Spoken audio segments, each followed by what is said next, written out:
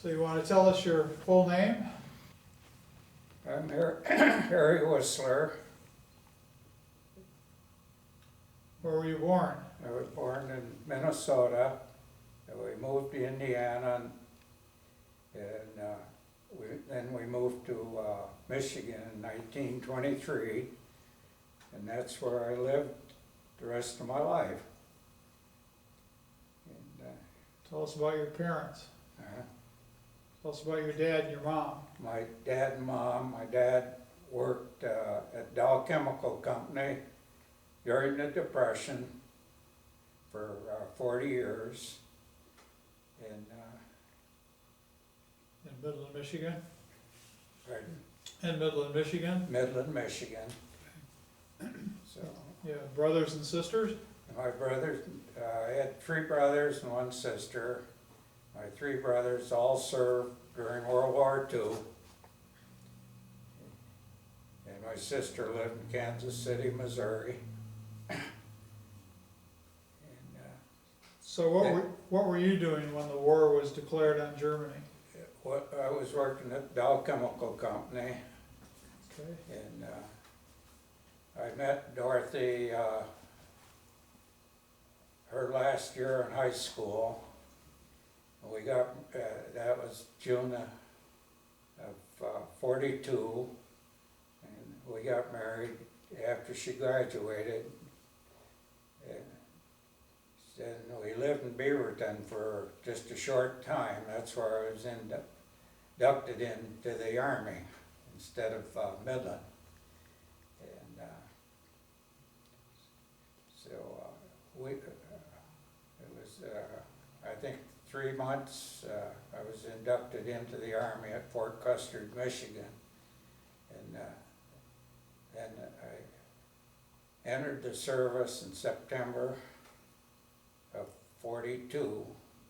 And they joined the 10th Armored Division in Fort Benning, Georgia. And I was assigned to the 420th Field Artillery at that time. And we spent our basic training at Fort Benning. We done a lot of maneuvers in Tennessee. And when we got back to Fort Benning, they transferred us to Fort Gordon, Georgia. And from there on, we finished our training, and they had 2 infantry divisions. They needed 3 in the 10th Armored, so they formed the 61st. And I was transferred to the 61st as a medic. And there was, we had a detachment of medics, 28 people. We were just like a big family. And our captain was just a young fellow, graduated from medical school. He was really a great fellow. What was his name? He was one of my best friends, What was his name? Captain Fay. And then our first sergeant, Sergeant Moffett, he was really my best friend. My wife and I, we lived in the same apartment with him during our stay in Fort Gordon. And then when we transferred, getting ready to go overseas, my wife stayed with his wife in 2 months in Gordon while she had her baby. And then she went on to California for Moffat's wife, and my wife went back to Michigan. And we was transferred to Fort Shanks in New York for a short stay. And when we got ready to leave for overseas, the ships are all ready, and we were on the Brazilian, and when they started to leave, the Brazilian went aground, and we had to transfer to the Alexandria. And of course, the rest of the division was already left. I think that was 4 days later, or might have been a little longer. We caught up with them in the Pacific, but in the meantime, just before we caught up with them, 2 subs started chasing our ship.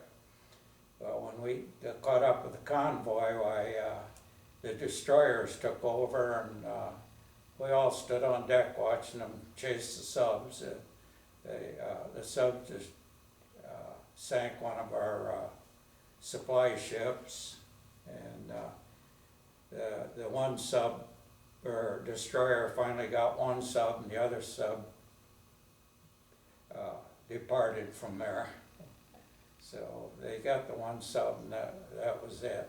What was it like to be on the ship? What was it like? Sickening. Why is that? Well, it was real rough on the Atlantic, and of course, you get down and below in the kitchen where everybody was throwing up, and so I spent my time up on the deck most of the time. Now, can I go back a little bit? When you were still in the United States, you received a commendation. Oh, Can you tell us about that? the accommodation was that right after maneuvers, we was in a billet area to clean our vehicles up, get them all in shape again for shipping out. And it was on a Sunday, and I was with B Company, and I was walking down the street to the medics to get my mail, and as I passed this one tank, it caught a fire, and the fellow come running out. He was on fire, and so I knocked him to the ground and got the fire out, and I sent a couple fellows to the kitchen, which is just a little ways, to get some butter. We didn't have anything else, so we put butter all over him, and then put him in the Jeep and took him on to the dispensary. And then they sent him back to the 80 medics. I didn't see him anymore after that. I heard that he was sent back to his unit later. He was burnt pretty bad from the waist down. But so I got in a lot of trouble with the captain over that, because I was pretty mad because they had the dispensary shut up and nobody there. And we finally got a hold of the 80th medics to come and get him. And Lieutenant Krittenberger was over our battalion, was the battalion commander at that time. He put his arm around me, he said, "Harry, you go back to your unit, and we'll take care of everything." So that was the end of that. So going back to the ship over, where did you land in Europe? We landed in Cherbourg, the Normandy Peninsula. We was the first division from the United States to land in Cherbourg after the invasion.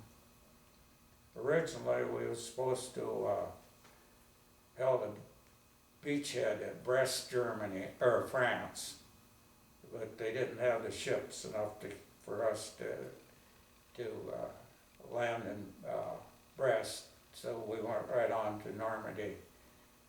They wanted to divert the Germans, thinking during the invasion at Cherbourg, they wanted to think that the big invasion was going to be at Brest, but that didn't happen. We went right on to Cherbourg and landed there.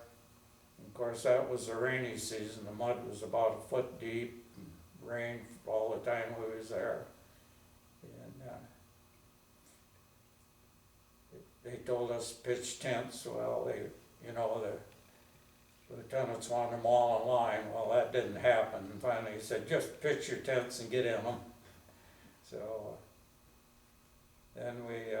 How long were you there? About 2 months, 3 months. Okay. What were you doing during that time? We was had classes and getting ready to get our vehicles. How'd you feel about being a medic? Is that what you Well, wanted to the do? reason I was a medic, I worked Dow Chemical in the lab, and that when I went in the service, they said, "We're sending you to the medics. You're qualified for a medic." So then when after maneuvers, I took a test for the Air Force. I passed it, and I was waiting for a transfer. Well, in the meantime, I went to the hospital with appendix, and I was in there 6 weeks. And that kind of washed me out, but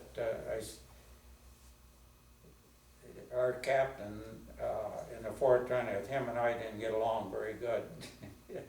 And I was waiting for him to transfer me to Pensacola Air Force Base, and he just held up my papers. And one day I was working dispensary, and I was going through the records, and there was my papers. He didn't want to transfer me. Well, in the meantime, they froze the whole division because we were shipping out overseas. So when you left Quedahow in Normandy, where'd you go then? To what channel? To Quedahow, and then where did you go in France? Did you go through Paris? Oh, we went through Paris. After we got our vehicles and everything, when we got our vehicles, my captain, Fay, he gave me his Jeep. And he said, "This would be yours for the rest of the war." He said, "I prefer riding in a half-track." So I had a Jeep. I was the only one that had a Jeep. So I took it back to maintenance and had a frame welded on the back to hold 2 stretchers. So that worked out pretty good. And after we got our vehicles, we followed the 90th, the 95th, and 5th Infantry Division through Paris on to Metz. And that was our first big battle, was Metz. The 5th and 95th Infantry, they were supposed to be the frontal to take Fort Durant, the big fort there. And we was supposed to, the 90th and 10th Armored was supposed to fan all around and seal off the Germans from escaping from Fort Durant. And it was, I think, 4 days before we took Fort Durant. It was just like a big underground city. And they had these big guns that, I don't know how big they were, but they'd come out on a track and they could shoot out. That's what they were using a lot of times during the invasion when they. So how did you feel on the first day that you came under fire? I don't know. It was just one of those things, you know. I used to hunt a lot with guns, and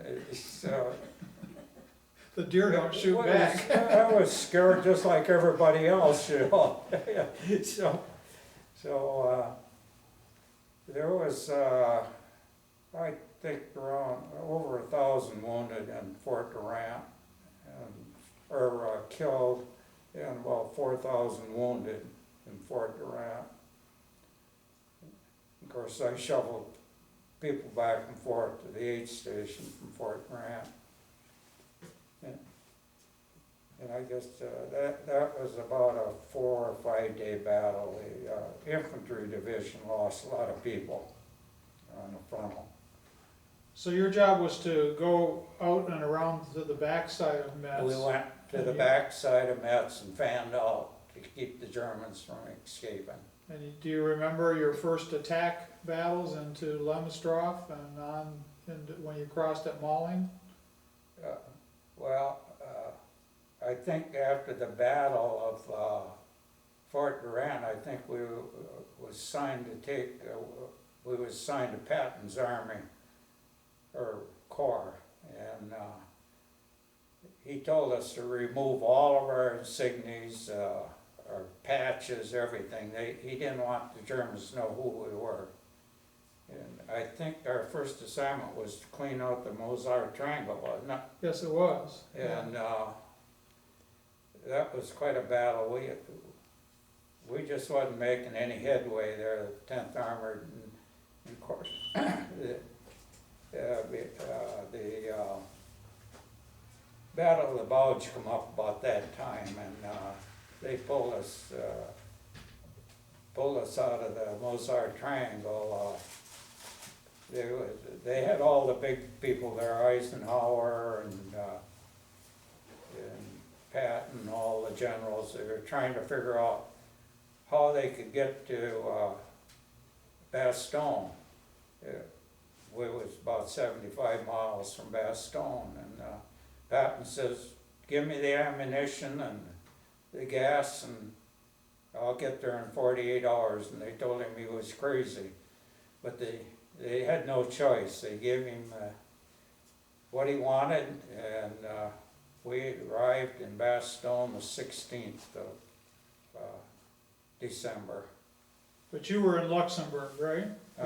Your half of the division was in Luxembourg. Luxembourg. Yeah, and Yeah. so what do you remember about the Battle of the Bulge? The Battle of the Bulge, the 54th Infantry was the first one into Bastogne, waiting for the 101st on the 17th of December '44. And the 101st got into Bastogne about 4 o'clock or 5 o'clock that afternoon.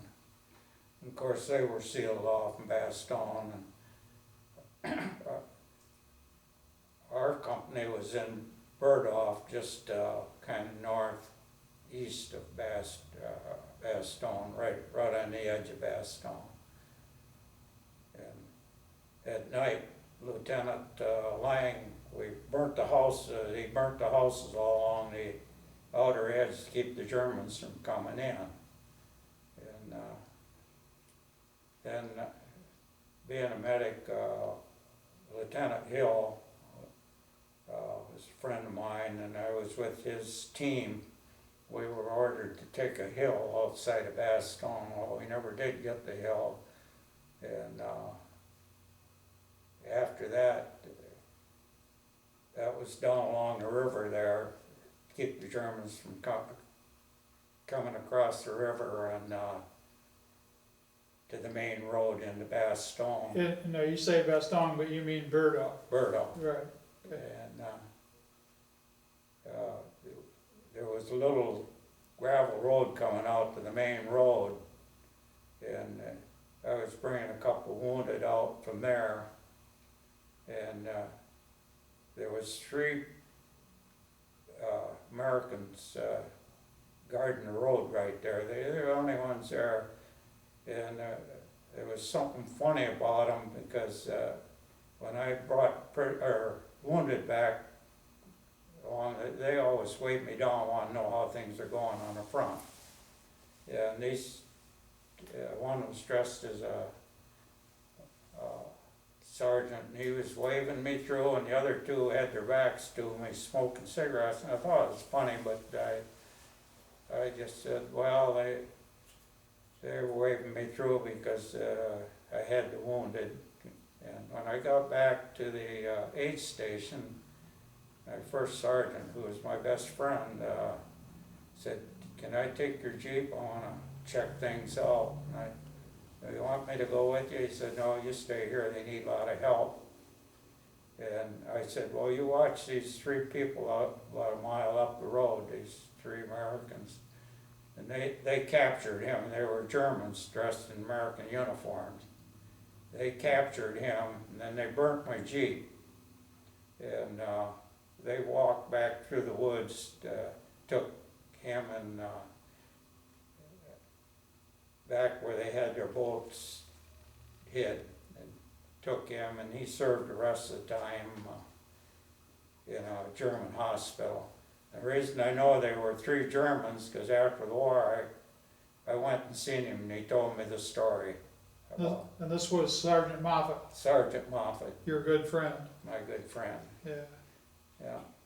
So how cold was it? How cold? It was the coldest winter I ever spent in 44, 40, 45. Did you sleep outside, or did you have someplace warm to sleep? No, we was outside and during the Battle of the Bulge. Okay. Everybody was looking for clothes. I was fortunate, I had some blankets with me. What do you remember about Christmas? Christmas, well, what I remember, Sergeant Muff was captured just before Christmas. Okay. And then his wife kept wanting me to tell her what happened to him. Well, in my letters home, I wrote 700 letters home to my wife. And she kept all them letters. And my son-in-law, Jim, here, he has all the letters yet. It confirms everything I say. So she kept wanting to know what happened. Well, I couldn't write it because they either blocked it out or cut out of my letters. So I could never tell what was going on. Sometimes I make a little note along the edge. They could pick that up at home, but he picks a lot of it up out of the letters. So after the Battle of the Bulge, you had a little bit of a rest at Metz. We had a little rest, went back to Metz. I think that was was that the 19th of... Was most of January and some of February, right? And then Right. you went back to the Moselle Triangle. We went back to Metz to repair our vehicles and get replacements. And we had 2 weeks, a lot of them went to Paris on a little furlough. I went to Nice, or Nancy, France. I was only there one day and I come out of the barber shop and the MPs grabbed me and I said, well, what did I do now? I haven't been here long enough. They said, get in that truck, your division's moving out. So they gathered everybody up and that they could find, and Nancy in Paris, and took them back to our 10th Armored Division. So how was the food? Food, we always had food. When we come in, took a village, we found out if you looked up the chimney, they always had meat up there curing. So we always did a lot of chickens and eggs around. So we eat pretty good otherwise. It wasn't that way in the beginning though, right? No, You had a hard time getting We rations. had a hard time getting rations, K rations, C rations. So you told a fun story about going into the town of APAC, which was just before you went into the Saar-Moselle Triangle, at the railroad station. At the railroad station? Yeah, when you found the train. Oh, in Apex, we took the little village of Apex. There was a railroad coming out of there, and after we took the town, I was driving around through there, and I come up on this train. The engine was still running, and didn't figure what was happening. So I was alone there. I don't know why I was done it, but I said, I got on that train, and they had 5 cars, and the dining room was all set up for a meal, and so I kept going down and come to the refrigeration car, and I went in there, and here they had meat hanging all over, so I got a bunch of steaks and took back to our CP, and we all had steaks that night. That was a fun story. You told that to me when we were in APAC. I don't know, I probably could have been shot or something going down that train alone, but that's the way the war was. So the battle got pretty intense in the Saar-Moselle Triangle, and then you crossed at Lac Fin, and all the troops were carried across the river without their vehicles. Why was that? We crossed the river, what town was that? Lac Fin? Yeah. And they blew all the bridges in our vehicles, they had to take them way south of there to a bridge, I think it was 3 or 4 mile. And at night, they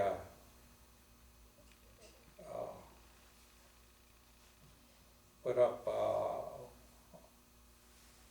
this fog or whatever it was, and the Germans had it, everything was zeroed in there. They tried to put up a Bailey Bridge, and they'd get it about done, they'd blow it out during the day. So that night, they transferred everybody across to the infantry with boats across the river. And I didn't get to go across because had my vehicle there, my Jeep.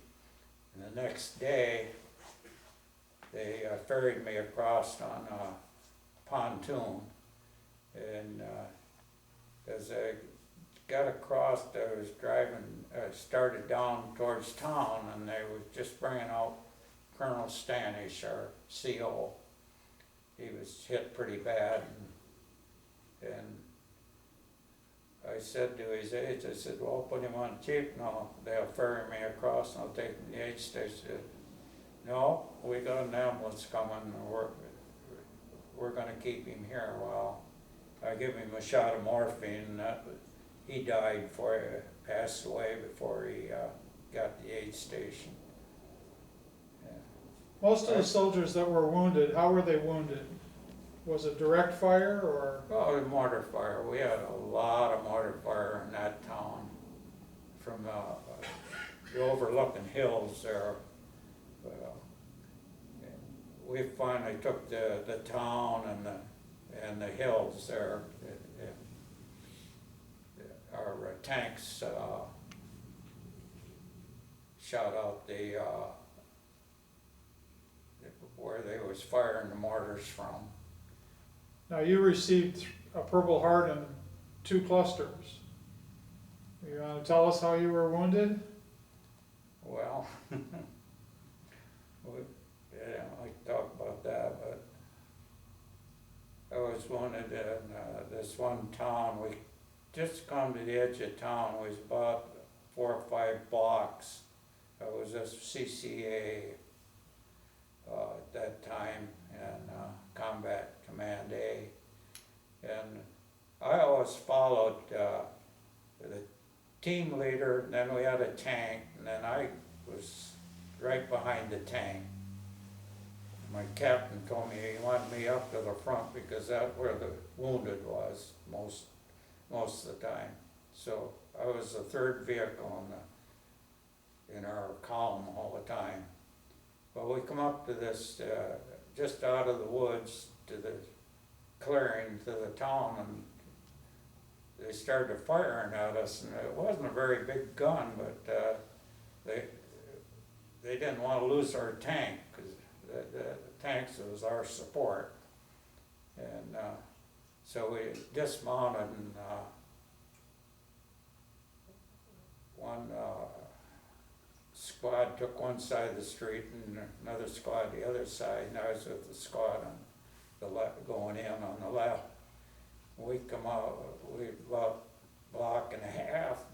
I was with Sergeant McDowell and Corporal Williams, and we come out first, and there we just kind of around the corner, and there's this 40 millimeter anti-tank or aircraft gun.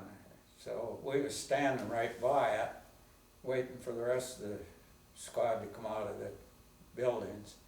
And as we standing there, the shells exploded.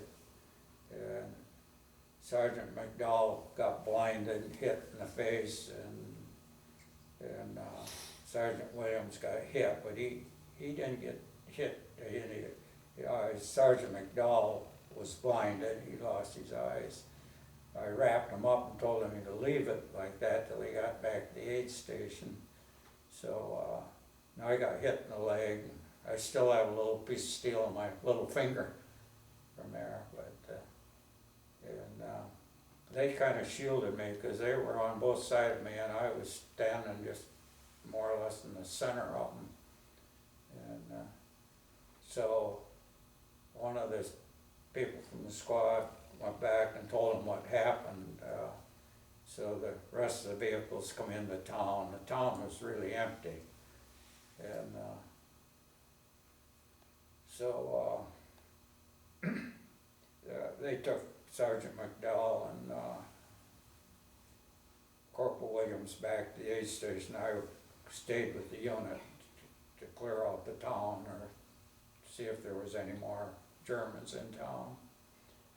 But I never seen them two again. I did get a couple of Christmas cards from Sergeant McDowell after the war. That's the last I heard of him. So after Ock-Finn, you took Trier. Trier. Right. Yeah, Trier was, they ordered Patton to take Trier and to not destroy Trier if they could help it. And then there was the Roman bridge. It was 2,000 years old, and they wanted to save the bridge because so we didn't have to build pontoons and stuff to get across the river. And they didn't want to destroy the bridge, being 2,000 years old. So one company went around on the northeast side across the river, and we were on the south side. CCA, CCB was on the north, and the river run through there, so we wanted to save the bridge. Well, we had 5 villages to go through and to get to the bridge, and I think the fighting was pretty fierce in the 3 or 4 towns there. And I didn't have my Jeep at that time. The captain wanted it for something. I can't remember what it was, but I had to catch a ride. So I was going down and half tracks was full and the tank was, I see there was nobody on it. So I said, can I catch a ride on your tank? And he said, hop on. The sergeant said, get in he didn't have an assistant driver. He says, get in the assistant driver's seat. So I did, which was probably a no-no because I was a medic. What's at the assistant driver spot? A machine gun? Well, we was coming up after that last village. That was about 4 o'clock in the afternoon. The CCB had already took the north end of the bridge and captured the Germans that was ready to blow it up. And as we was coming up to the bridge, there stood Eisenhower, all of his generals, and Patton. And as we was approaching, Patton come out, held up his hand and stopped our tank, and he said to me, what are you doing riding in the tank? He spotted my helmet with the cross on, which is a no-no because the driver's seat had a machine gun and all this. And he started to address me down, and then he started to read the Geneva Convention. And he said, to hell, you know all about that. and then he talked a few minutes with me, asked me what unit I was with, and I told him, and talked a few minutes, and you know, he's a pretty gracious man to me. You hear all them stories about him, how rough he was on people. He wasn't, he was pretty gentle with me, and I was halfway out of the hatch when he was talking to me, and he said, from now on, if you're riding a tank, you ride on the outside. And he started to walk away, and he turned around, and I see that gleam in his eyes and a little smile, and he said, what would you done with that machine gun if you had to use it? And I said, I'd have used it. He said, job well done, soldier, and that was the end of it. So. Now, you received a Bronze Star in Trier at Avelsbach. for what you were doing there. What were you doing that you were Well, we was cut off there, and I was running the wounded back and forth through there. I made about 6 trips. And the Germans had to cross the road where I had to go through. They had that zeroed in with mortars. And every time I'd come, they'd start shooting. They'd either overshoot the road or undershoot it. And so one time I'd drive real slow. I think I confused them a little. And then the next time I'd speed up. And then the next time I might go around the road, crossroad a little bit. So we made it through the 6 trips. So after Trier, you headed east to Mannheim and Heidelberg. Man, and they were easy towns. Heidelberg, they didn't want destroyed Heidelberg. We moved through there pretty fast.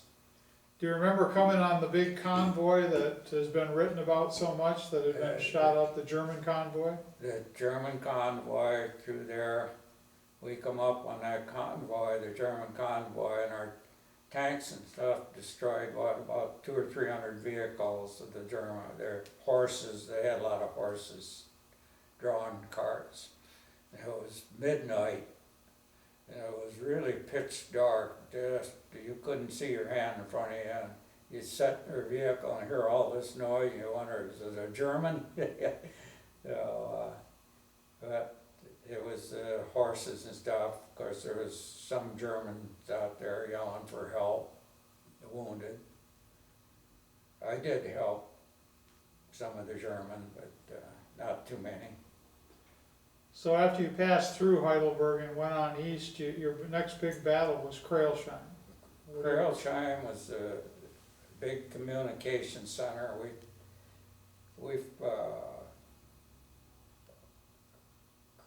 Major Hankins was after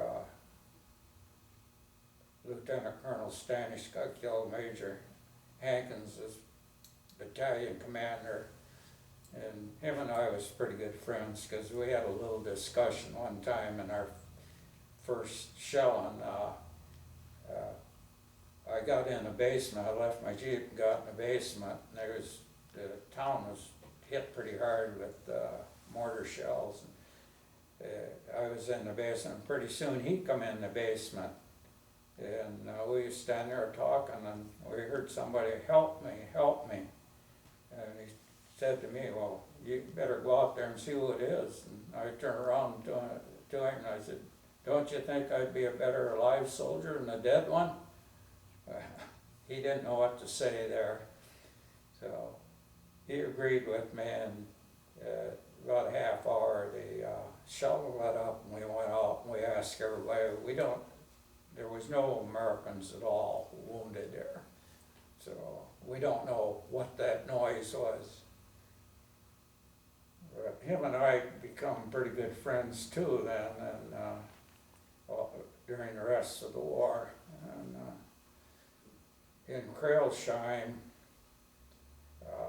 we finally took Krailsheim. It was sealed off. It was probably as bad as Bastogne, Krailsheim. And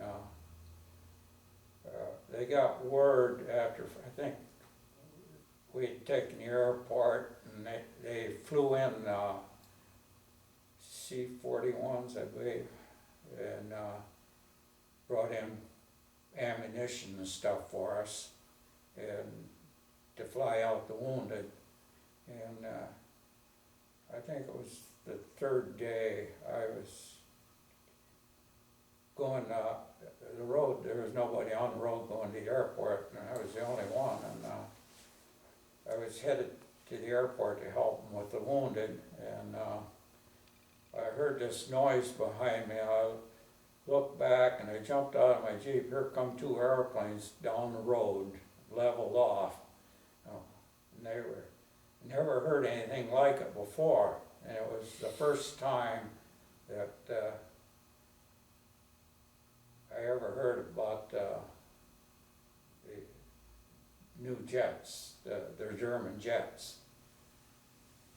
Did they strafe you, or? Nope, they never straightened me at all. They could have, but they didn't. But they did level off on the road, but I think they probably seen my flag there on the Jeep. So you lost Lieutenant Hill at Crailshine? Lieutenant Hill was a sergeant. He was promoted up to second lieutenant. And he headed this one squad that I was with him that night in Crailshine. He went out. There was a river between the town and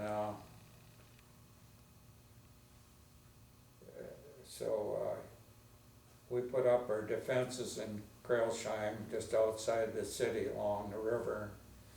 He went on patrol, him and the first sergeant, and I was building in a house right there, and there was a tank sitting there.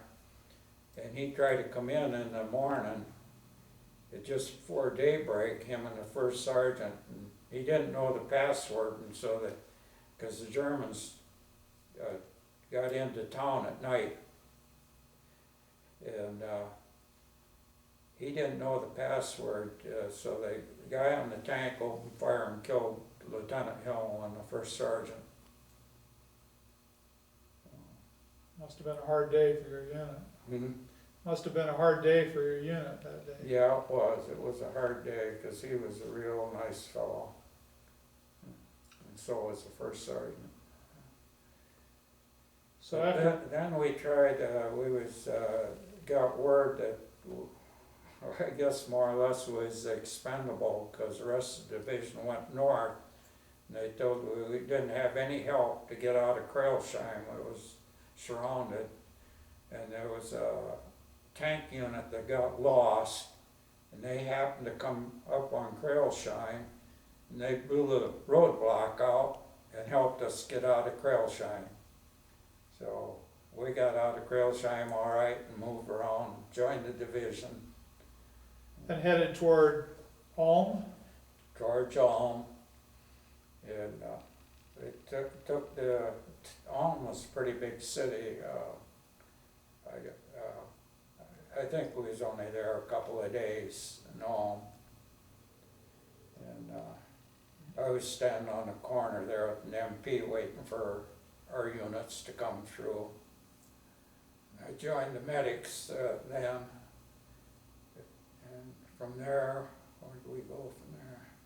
You went to Oberammergau, but on the way to Oberammergau, didn't you tell me that you came across a concentration camp? Yeah, from there we left and we was ordered to take Lindstraff, or is it Lindstraff? No, that was earlier. Well, you were headed for Oberammergau. Oh, no,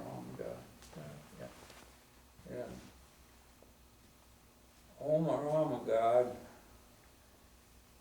we come to the city and there was a river and a bridge, and I was riding in a half-track, and we stopped right there, the half-track, right on top of the bridge, and the town was declared open, but we stopped there, and all at once we heard this shot, and a sniper shot the fellow on my left through the forehead, and I grabbed the fellow and fell down. The fellow on the right got shot through the forehead. So, and after about a half hour, we did catch the SS officer that was a sniper. And I do have the pistol that the SS officer had. What'd you do to the SS officer? The officer? Yeah. I don't know what they done with him. Probably wasn't good. It wasn't good, but that was long towards evening, so we just, the company decided to stay in Oberammergau for a couple of days. And right, the home, there was a home right across the river, so the squatter is what we settled in that house, and we found out it was Professor Lang's home, the fellow that played Christ in the Passion Play, him and his wife. And she cooked, after we was there a little bit, she said, well, you boys look hungry, and so she cooked us a dinner, a stew and stuff. Mr. Lang sat in his rocking chair. He looked like an old fellow. He just rocking back and forth, and she said he can't hear anything. And here about 3 or 4 weeks ago, my son-in-law got some information that he was only 56 years old, but he was a Nazi, and they dressed him up like he was an old fellow, so that we wouldn't bother him, you know. We never knew he was a Nazi till I just found that out. It was really a interesting article on him. So he fooled you. he fooled you. He fooled us, yeah. So you went on from Oberammergau, you went then to Mittenwald. We went on to Mittenwald, on into Austria, and the war ended. So we moved back to Mittenwald, and we was there, I was there 4 months. They started breaking up the units, shifting people to the Pacific. I had 83 points. I could have went home the second group, but they put me in charge of Lake Laudersee. I managed the hotel there where people was coming for R&R. And so I didn't get to go home for about 4 months after that. And I was transferred down to Lucky Strike Camp in Marseille. And then there was another thing down there. I was supposed to ship out. Got the ship all loaded and then broke a propeller. So I was there another month. And we just roamed around. Nobody bothered us or anything. So I was down in Marseille for another month. So how'd you feel when you found out that the war was done, that it was over on VE Day? I wanted to get home. Just wanted to get home. That was the main thing. And when did you get home? When did I get home? We went into Norfolk, Virginia, and they put us on the train back to Fort Shanks. They rushed us right through. And we was only in Fort Shanks 2 days. Okay. So you got home when? October? October the 23rd, I think it was. 1945. 45. Yeah. So then I spent 17 months in France and Germany. And so when you got home, what'd you do? What'd I do? Yeah. I took, I worked at Dow Chemical Company before I left. We had 30 days to claim our job again. So I took pretty much 30 days off and then went back to work. And I worked at Dow Chemical Company as an electrician and electrical supervisor for 40 years. Okay. Children? Children? And we never had any children until after I come back. And, my oldest girl, 47, the youngest one, 48. And their names are? Then. What are their names? Margaret Jones and Patricia Stanky. Okay. And I was married 66 years. We'd owned 6 travel agents. My wife ran them for 30 years. I worked at Dow for 40 years. And when she passed away, 2 years later, I married my wife now, Patricia Ann Mitchell, which we really we both had the same situation. We both I took care of my wife for 20 years, and she took care of her husband for 15 years, and we was in the same apartment complex, and we got to know each other, and we decided to get married. And we really enjoyed life, enjoying each other. So, how do you think the war affected the rest of your life? No, well, it didn't affect my, because I never talked about it till 2 years ago that you got me talking about. He's got a book about, somewhere here about that thick on my experience during World War II. He's got all the dates, every village, everything that we done during the war. He done a lot of research. I don't know how he got it all. A lot of it is from me and the 700 letters that I wrote home. And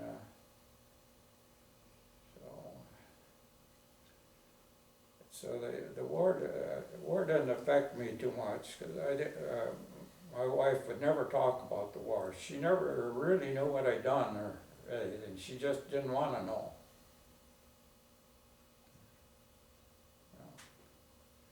I guess that's about it. That's your story. That's my story. Thank you very much. Thank you very much for all that you did. That's it. Okay.